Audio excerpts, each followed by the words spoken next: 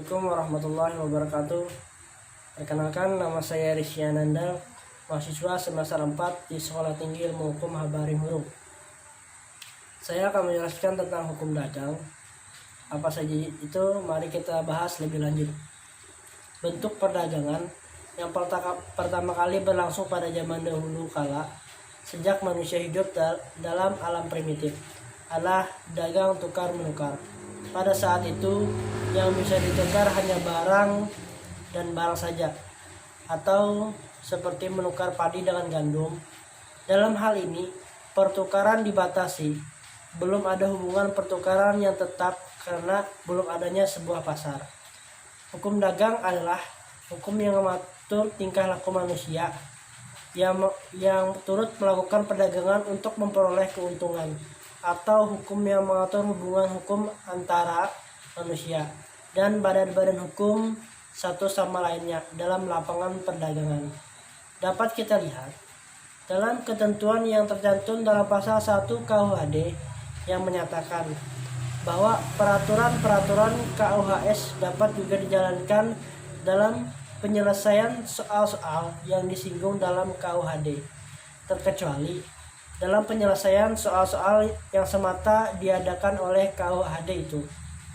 Dengan kata lain, hukum dagang adalah himpunan peraturan-peraturan yang mengatur hubungan seseorang dengan lain dalam kegiatan perusahaan yang terutama terdapat dalam kodifikasi KUHD dan KUHP.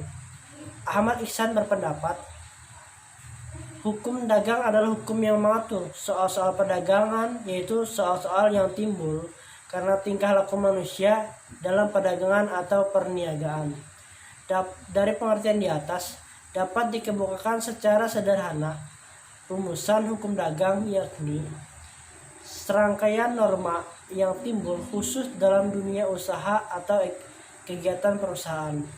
Norma tersebut dapat bersumber pada aturan hukum yang sudah dikodifikasi, yaitu KUHP dan KUHD, maupun di luar kodifikasi. Hubungan hukum perdata dan hukum dagang dapat dikatakan saling berkaitan satu dengan yang lainnya, sehingga tidak terdapat perbedaan secara prinsipil antara keduanya. Berlakunya hukum dagang. Sebelum tahun 1938, hukum dagang hanya mengikat kepada para pedagang saja yang melakukan usaha dagang. Kemudian, sejak tahun 1938, pengertian perbuatan dagang menjadi lebih luas dan dirubah menjadi perbuatan perusahaan yang mengandung arti menjadi lebih luas, sehingga berlaku bagi setiap perusahaan.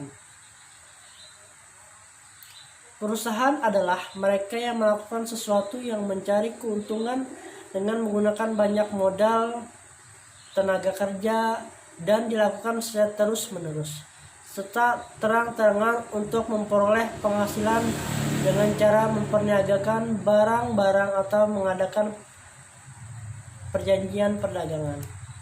Pengusaha adalah orang yang menjalankan perusahaan perdagangan atau orang yang memberikan kuasa perusahaannya kepada orang lain. Apabila seseorang melakukan atau menyuruh melakukan suatu perusahaan disebut pengusaha. Dalam menjalankan kegiatan suatu perusahaan yang dipimpin oleh seseorang pengusaha, tidak mungkin melakukan usahanya seorang diri, apalagi jika perusahaan tersebut dalam skala besar. Oleh karena itu, diperlukan bantuan orang atau pihak lain untuk membantu melakukan kegiatan usaha tersebut. Pengusaha adalah setiap orang yang menjalankan perusahaan. Menurut undang-undang, ada dua macam kewajiban yang harus dilakukan atau dipenuhi oleh pengusaha, yaitu membuat dokumen dan wajib daftar perusahaan.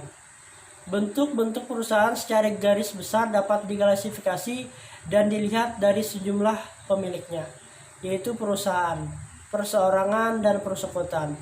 Sedangkan jika dilihat dari status hukumnya, yaitu perusahaan berbadan hukum dan bukan berbadan hukum. Demikian penjelasan dari saya. Semoga teman-teman dapat mengerti apa yang saya sampaikan. Mohon maaf apabila penjelasan saya ada yang kurang. Untuk teman-teman semua, saya ucapkan terima kasih.